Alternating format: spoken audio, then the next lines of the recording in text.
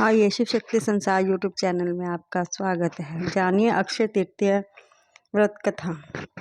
सूत जी देव जी कहते हैं, जो मनुष्य अक्षय तृतीया को सूर्य उदय काल में प्रातः काल स्नान करता है और भगवान विष्णु की पूजा करके कथा सुनते हैं, वे मोक्ष के भागी होते हैं। जो इस दिन श्री मधुसूदन की प्रसन्नता के लिए दान करते हैं, उनका वह पुण्य कर्म भगवान की आज्ञा से अक्षय फल देता है। बैसाख मास की पवित्र तिथियों में शुक्ल पक्ष की द्वादशी समस्त पाप राशि का विनाश करने वाली है। शुक्ला द्वादशी को योग पात्र के लिए जो दान दिया जाता है, उसके एक एक दाने में कोटि कोटि ब्राह्मण भोजन का पुण्य होता है। शुक्ल पक्ष की 81 तिथियों में जो भगवान विष्णु की प्रसन्नता के लिए जागरण करता है, वह जीव मुक्त होता है।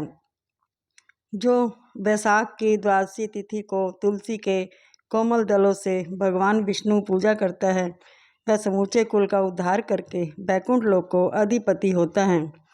जो मनुष्य त्रयोदशी तिथि को दूध, दही, शक्कर, घी और शुद्ध मधु, इन पांचों द्रव्यों से भगवान विष्णु की प्रसन्नता के लिए उनकी पूजा करता है तथा पंचामृत से भक्तिपूर्व श्री हरि को स्नान कराता है, वह संपूर्ण कुल का उद्धार करके भगवान विष्णु के लोक में प्रतिष्ठित होता है। जो सायंकाल में भगवान विष्णु की प्रसन्नता के लिए शरबत देता है, वह अपने पुराने पाप को शीघ्र ही त्याग देता है। बैसाख शुक्ल द्वादशी में मनुष्य जो कुछ पुण्य करता है, वह अक्षय फल देने वाला होता है। प्राचीन काल में कश्मीर देश में देवव्रत नाम का एक ब्राह्मण थे। उनके सुंदर रूप वाली एक कन्या थी, जो मालिनी के नाम से प्रसिद्ध थी। ब्राह्मण ने उस कन्या का विवाह सत्यशील नाम बुद्धिमान द्विज के साथ कर दिया। मालिनी कुमार्ग पर चलने वाली पुष्पंजलि होकर स्वच्छता पूर्वक इधर उधर रहने लगी। वह केवल आभूषण धारण करने के लिए ही पति का जीवन चाहती थी, उसकी हितैषी नहीं थी। उसके घर में काम काज करने के बहाने उपपति रहा करता था। तभी जाति के मनुष्य जार के रूप में उनके वहाँ ठहरते थे। वह कभी पति की आज्ञा का पालन करने में तत्पर नहीं हुई। इसी दोष से उसके सब अंगों में कीड़े पड़ गए, जो काल अंत में यम की भांति उसके हड्डियों में भी छेद हो गए। उन कीड़ों से उनकी नाक, जीवा और कानों में भी अछेद हो गए।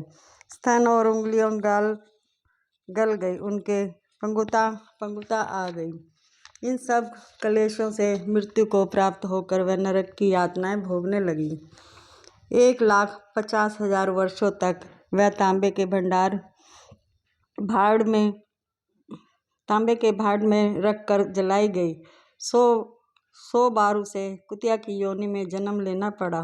तत्पश्चात सौवीर देश में पद्म बंधु नामक ब्राह्मण के घर में वह अनेक दुखों से घिरी हुई कुतिया हुई।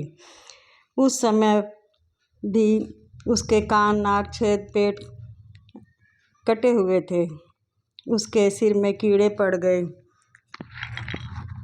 और अन्य जगह में भी कीड़े पड़ गए। राजन, इस प्रकार 30 वर्ष बीत गए। एक दिन बैसाख शुक्ल पक्ष की द्वादशी तिथि को पद्म बंधु का पुत्र नदी में स्नान करके पवित्र हो भीगे वस्त्र से घर आया। उसने तुलसी की वेदी के पास जाकर अपने पैर धोए।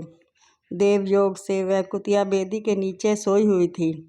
सूर्य उदय से पहले का समय था। ब्राह्मण कुमार के चरण तक से वह नहा गई और तत्काल उसके सारे पाप नष्ट हो गए।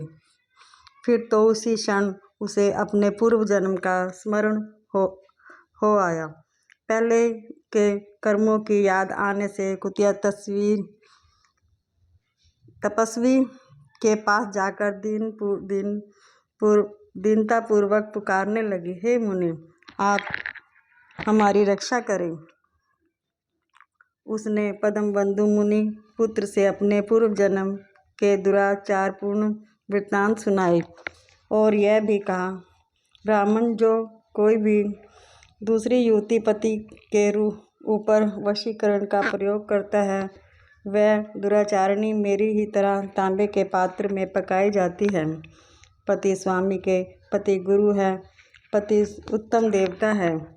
साध्वी स्त्री का पति का अपराध करके कैसे सुख पा सकती है? पति का अपराध करने वाली स्त्री सैकड़ों बार त्रियग योनि में अपने अरबों बार कीड़ों की योनि में जन्म लेती है। इसलिए स्त्रियों को सदैव अपने पति की आज्ञा का पालन करना चाहिए। ब्राह्मण, आज मैं आपकी दृष्टि के सम्मुख आई हूँ।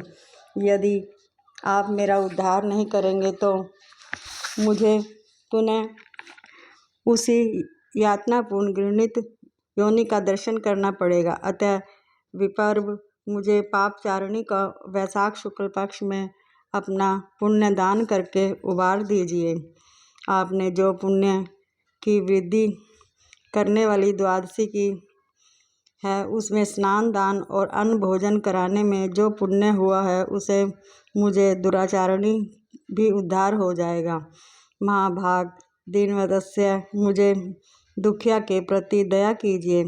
आपके स्वामी जगदीश्वर जनार्दन दोनों के रक्षक हैं।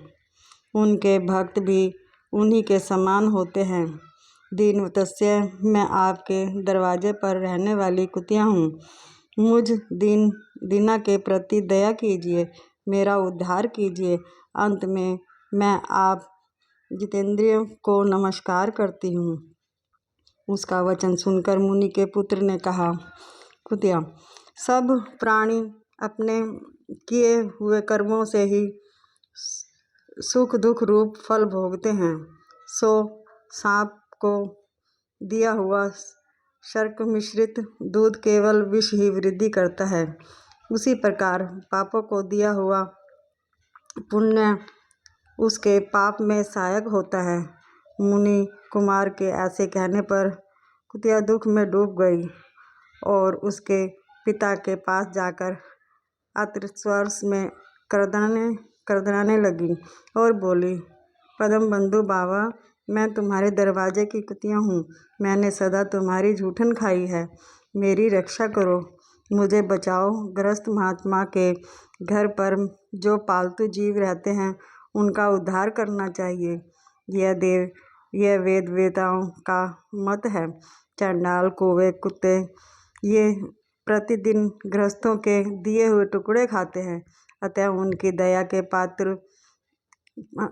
पात्र हैं। जो आपने ही पले हुए रोग आदि से ग्रस्त और असमर्थ प्राणियों को उद्धार नहीं करता, वह नरक में पड़ता है।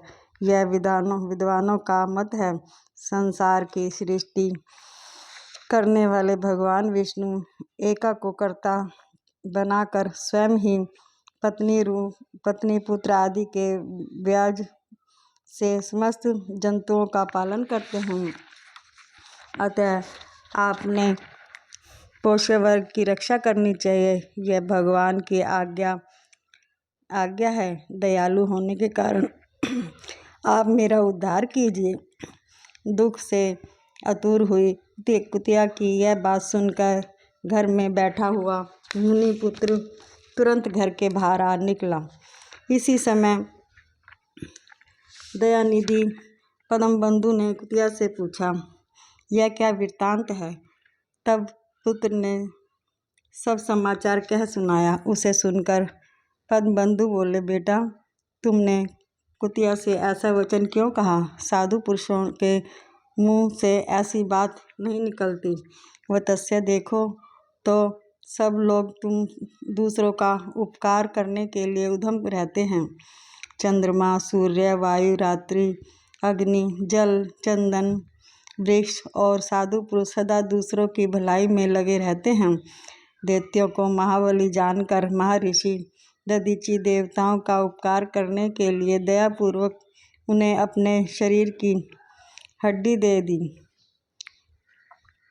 दी थी। महाभाग पूर्व काल में राजा शिव ने कबूतर के प्राण बचाने के लिए भूखे बाज को अपने शरीर का मांस दे दिया था। पहले इस पृथ्वी पर जिमुवाहन नामक राजा हो गए थे। उन्होंने एक सर्प का प्राण बचाने के लिए महात्मा गरुड़ को अपना जीवन समर्पित कर दिया था। इसलिए विद्वान ब्राह्मण को दयालु होना चाहिए। क्या इंद्रदेव शुद्ध स्थान में ही वर्षा करते हैं, अशुद्ध स्थान में जल नहीं बरसाते? क्या चंद्रमा चंडालों के घर में प्रवेश नहीं करते? अतः बार बार प्रार्थना करने वाली इस कुतिया का मैंने अपने पुण्य से